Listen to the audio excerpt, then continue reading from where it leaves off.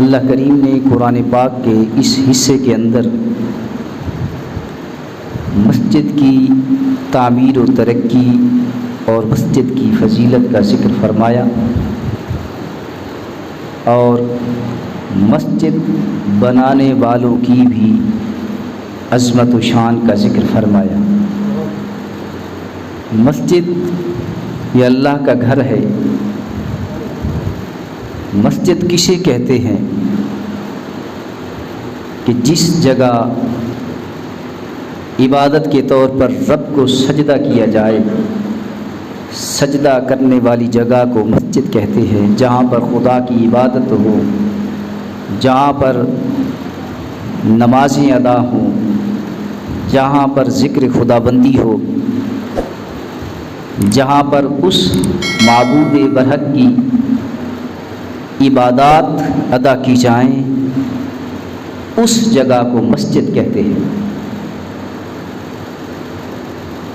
اللہ کریم نے ارشاد فرمایا، جس کا مفہوم میں عرض کر رہا ہوں، آیہ مبارکہ کا مفہوم و ترجمہ اس انداز کے ساتھ خلاصہ بیان کر رہا ہوں کہ اللہ کریم نے ارشاد فرمایا کہ بے شک جو اللہ کے گھروں کی تعمیر کرتے ہیں، اللہ کے گھروں کو بنانے کی کوشش کرتے ہیں، اللہ کے گھروں کی تعمیر کرتے ہیں، بناتے ہیں، اور جو شخص اللہ پر اور یوم آخرت پر ایمان رکھتے ہیں، نمازیں ادا کرتا ہے، زکاتیں دیتا ہے، اللہ کریم نے ارشاد فرمایا لم یخشا الا اللہ، اسے کسی چیز کا خوف نہیں، اسے کسی چیز کا ڈر نہیں، وہ کسی سے نہیں ڈرتا، وہ ڈرتا ہے تو صرف خدا سے ڈرتا ہے، وہ خوف رکھتا ہے تو صرف خدا سے خوف رکھتا ہے، اسے کسی چیز کا ڈر نہیں، اسے کسی چیز کا خوف نہیں، اگر اسے خوف ہے تو خدا کا خوف ہے، اسے ڈر ہے تو خدا کا ڈر ہے۔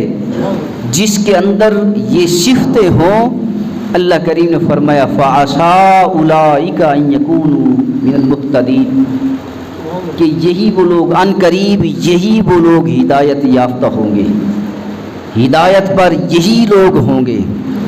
آقا علیہ الصلوۃ والسلام نے فرمایا کہ المؤمن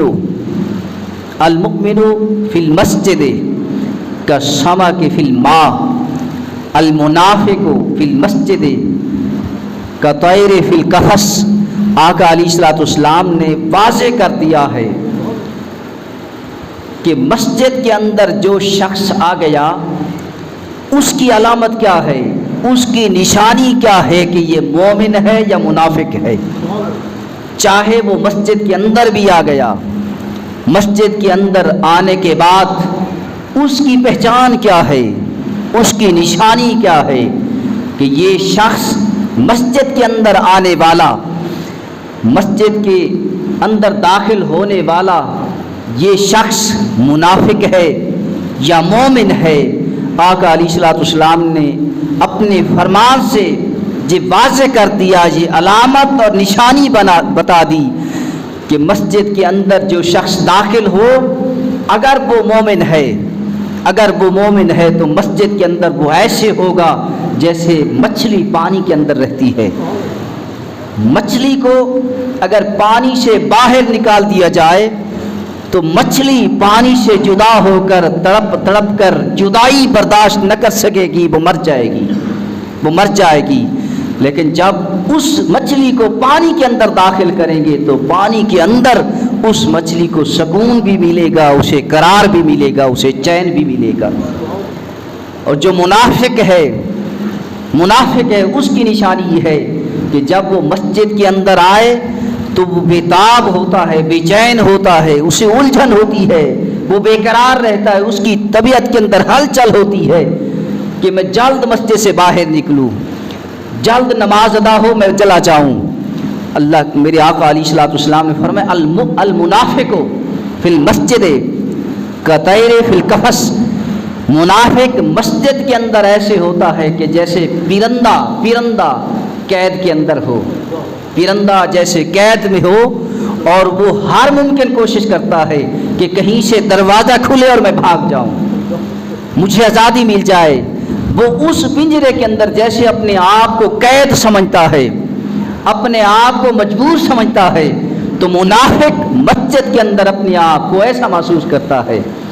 لیکن جو مومن ہے، مومن مسجد کے اندر ایسے ہے جیسے اسے سکون بھی مسجد میں ملتا ہو، اسے قرار بھی مسجد میں ملتا ہو، اسے اطمینان بھی مسجد میں ہوتا ہو، اسے یہ بے چینی، بے قراری، یہ ساری چیزیں ختم ہو جائیں، اس کی الجھن ختم ہو جائے، جیسے وہ مسجد کے اندر داخل ہو اسے سکون بھی مل جائے، اسے قرار بھی مل جائے، اسے چین بھی مل جائے۔ تو لہٰذا منافق اور مومن کی شان مسجد کے اندر آقا علیہ الصلوۃ والسلام نے یہ علامت، یہ نشانی بتائی کہ مومن مسجد کے اندر اپنے آپ کو مطمئن سمجھے گا، اپنے آپ کو چین اور قرار کے ساتھ محسوس کرے گا۔ لیکن جو منافق ہے وہ اپنے آپ کو الجھن، بے قرار، بے چین اپنے آپ کو محسوس کرے گا۔ میرے آقا علیہ الصلوۃ والسلام نے فرمایا من بنا للہ مسجدا بن اللہ لہ بیتن فی الجنہ، کہ جو شخص اللہ کی رضا کی خاطر مسجد بناتا ہے اللہ کریم اس کے لیے جنت کے اندر گھر بنا دیتا ہے۔ کتنا بڑا سستا سودا ہے کہ جنت کے اندر گھر بن جائے۔ جو مسجد، جو دنیا کے اندر کوئی شخص خدا کا گھر بنائے اللہ کریم اس کا گھر جنت میں بنا دیتا ہے۔ جو شخص دنیا کے اندر مسجد آباد کرتا ہے اللہ کریم اس کے گھر کو آباد کرتا ہے۔ جو شخص مسجدوں کو روشن کرتا ہے اللہ کریم اس کے گھروں کو روشن کر دیتا ہے۔ حدیث پاک میں میرے آقا علیہ الصلوۃ والسلام نے فرمایا کہ جو شخص مسجد کی خاطر، مسجد کی صفوں کا، مسجد کی چٹائیوں کا اہتمام کرتا ہے اللہ کریم حشر کے دن اسے جنتی سبز لباس پہنائے گا، جنتی سبز لباس پہنائے گا۔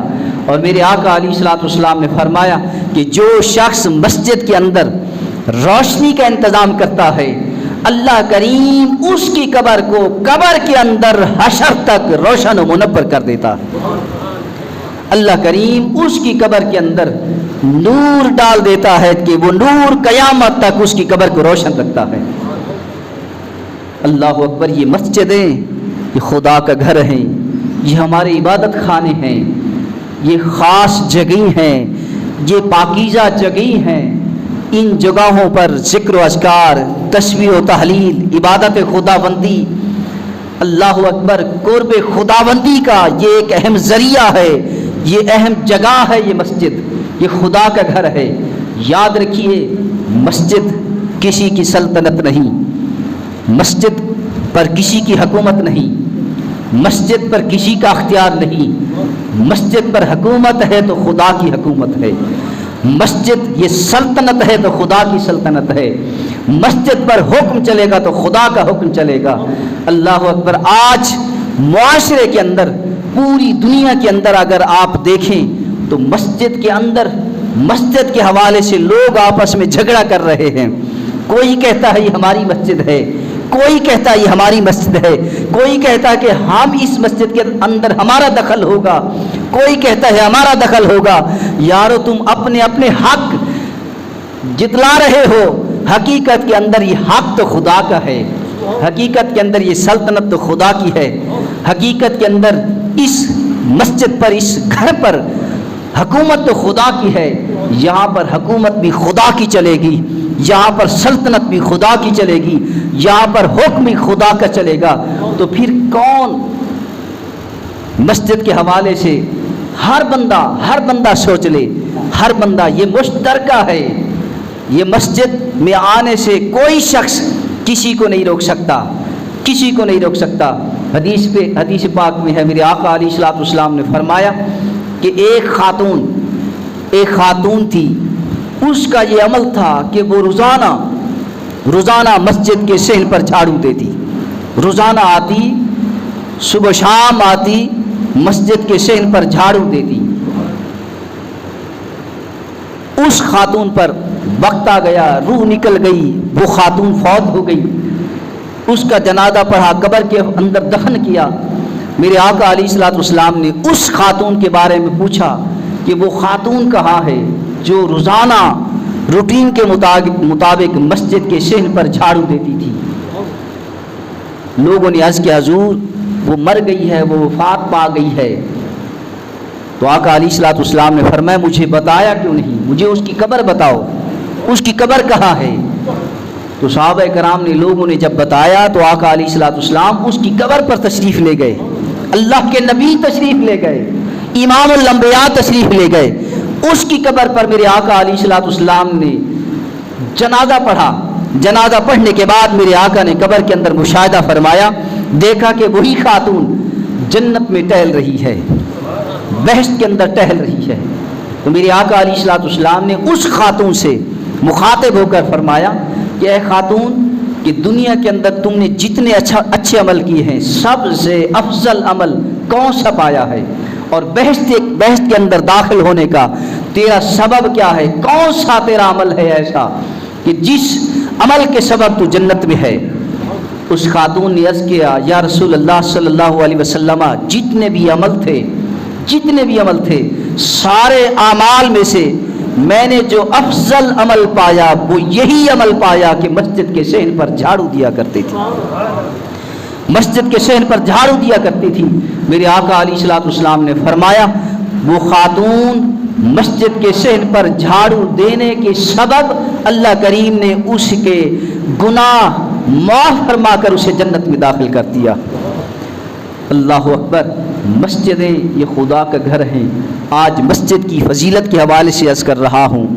حدیث پاک میں میرے آقا علیہ الصلوۃ والسلام نے فرمایا کہ جو شخص مسجد میں داخل ہوتا ہے، جو شخص، کتنے خوش نصیب ہیں آپ کہ جتنے حضرات مسجد میں تشریف لا چکے ہیں یا مسجد میں تشریف لائیں گے، کتنے خوش نصیب ہیں آپ۔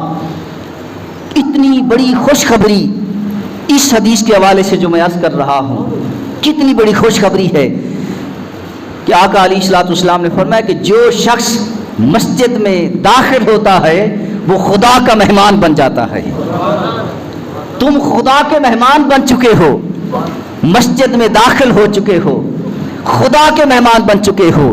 اللہ اکبر۔ مہمان کسے کہتے ہیں؟ مہمان اسے کہتے ہیں کہ جس کے گھر کوئی بندہ جائے اور وہاں پر ٹھہرے، تھوڑی دیر ٹھہرے، رات ٹھہرے، اور میزبان یعنی گھر والا اس کی میزبانی کرے، اچھے انداز کے ساتھ میزبانی کرے۔ جب آپ سارے خدا کے مہمان بن چکے ہیں، خدا کے مہمان، تو پھر آپ اندازہ کریں گے تو کہ اللہ کریم کس انداز کی میزبانی کرے گا؟ خود خدا ہو کر میزبانی اپنے مہمانوں کی میزبانی کس انداز کے ساتھ کرے گا؟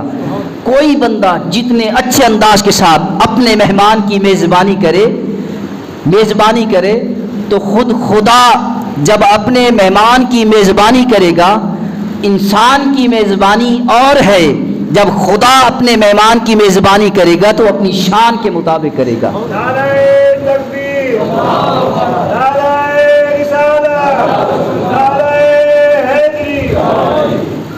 تو اللہ کریم اپنے مہمان کی میزبانی اپنے شان قدرت کے مطابق کرے گا۔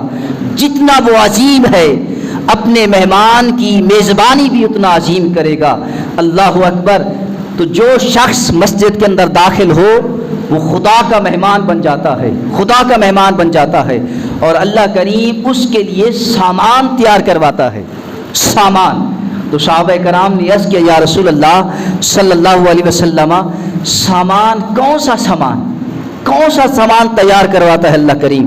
تو آقا علیہ الصلوۃ والسلام نے فرمایا کہ اللہ کریم بہشت کے اندر جو باغات ہوں گے، جو محلات ہوں گے، اللہ کریم اپنے اس مہمان کے لیے تیار کروائے گا، اپنے اس مہمان کے لیے تیار کروائے گا۔ اللہ اکبر۔ حدیث پاک میں میرے آقا علیہ الصلوۃ والسلام نے فرمایا کہ جنت کی، حضرت ابو ہریرہ اس حدیث کے راوی ہیں، فرماتے ہیں آقا علیہ الصلوۃ والسلام نے فرمایا کہ جنت کے باغوں کی سیر کیا کرو اور خوب پھل کھایا کرو۔ میرے لفظوں پر غور کرنا. آقا علیہ الصلوۃ والسلام نے فرمایا جنت کی خوب سیر کیا کرو. جب تم جنت کے باغوں میں داخل ہو جاؤ، جنت کے باغوں میں داخل ہو جاؤ تو پھر خوب پھل کھایا کرو. صحابہ کرام نے عرض کیا یا رسول اللہ صلی اللہ علیہ وسلم دنیا کے اندر کون سے جنت کے باغات ہیں، کون سے باغ ہیں جنت کے؟ آقا علیہ الصلوۃ والسلام نے فرمایا مساجد. مساجد، یہ مسجدیں دنیا کے اندر جنت کے باغ ہیں. جب تم جنت کے باغ میں جایا کرو تو پھر خوب پھل کھایا کرو. پھر صحابہ کرام نے پھر عرض کیا یا رسول اللہ پھل ہم کیسے کھائیں، کون سے ہم پھل کھائیں؟ مسجدوں میں داخل ہو کر کون سے پھل کھائیں، کیسے پھل کھائیں؟ تو آقا علیہ الصلوۃ والسلام نے فرمایا سبحان اللہ والحمد للہ ولا الہ الا اللہ واللہ اکبر.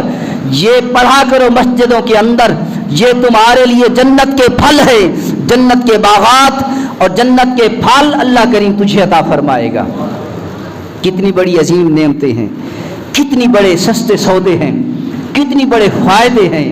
اللہ اکبر. میرے آقا علیہ الصلوۃ والسلام نے فرمایا کہ جب تم مسجد میں داخل ہو، مسجد میں داخل ہو اور یہ نیت کر لو نویت سنت الاعتکاف، نویت سنت الاعتکاف، جو جتنی دیر مسجد کے اندر رہو گے اعتکاف کا ثواب ملتا رہے گا، اعتکاف کا ثواب ملتا رہے گا. اللہ اکبر. یہ سنتیں ہیں دو. مسجد کے داخل ہونا کس انداز سے ہے، مسجد سے باہر کس انداز سے جائیں. مسجد کے اندر داخل ہونا سنت کے مطابق داخل ہو، مسجد سے باہر بھی آپ جب جائیں تو سنت کے مطابق باہر جائیں.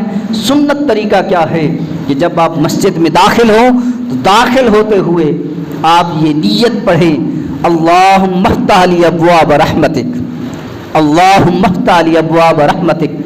یہ دعا پڑھ کر دایاں پاؤں مسجد میں داخل کریں، پھر مسجد کے اندر داخل ہو جائیں.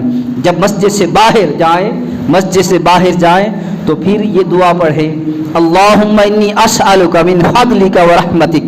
یہ دعا پڑھ کر بایاں پاؤں مسجد سے باہر نکالیں، پھر مسجد سے باہر چلے جائیں. مسجد کے اندر داخل ہونے کا سنت طریقہ بھی یہی ہے اور مسجد سے باہر جانے کا سنت طریقہ بھی یہی ہے. تو سامعین محترم، ہر عمل پر آقا علیہ الصلوۃ والسلام کی ہر سنت پر، ہر عمل پر بہت بڑا اجر و ثواب ہے.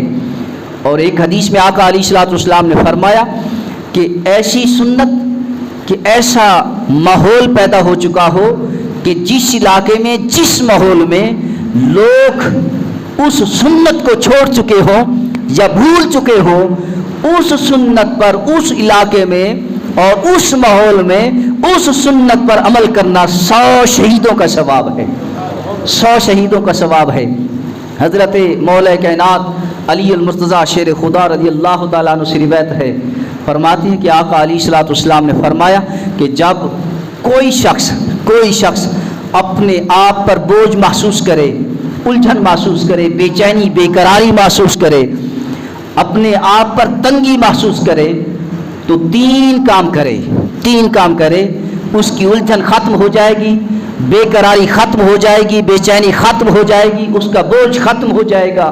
تو صحابہ کرام نے عرض کیا یا رسول اللہ وہ 3 عمل کون سے ہیں؟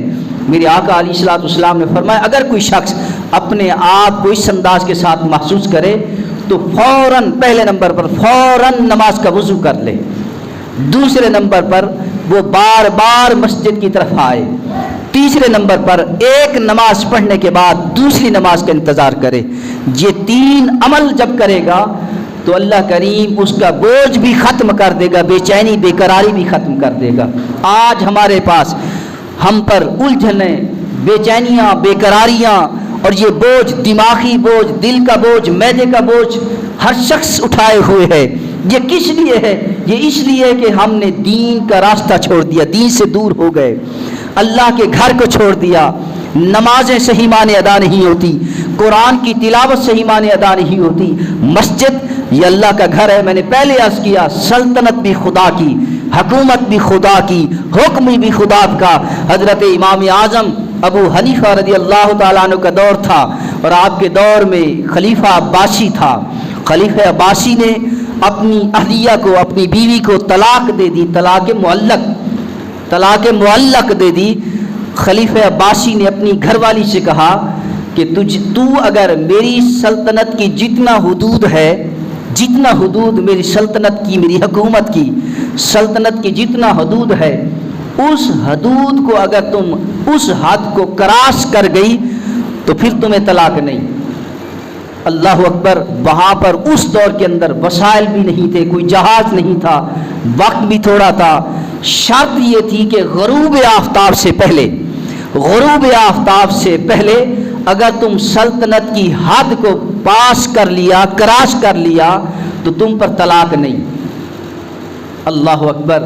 وہ خاتون پریشان کہ اتنے تھوڑے سے وقت میں اور اس سواری پر یہ سفر طے نہیں ہو سکتا.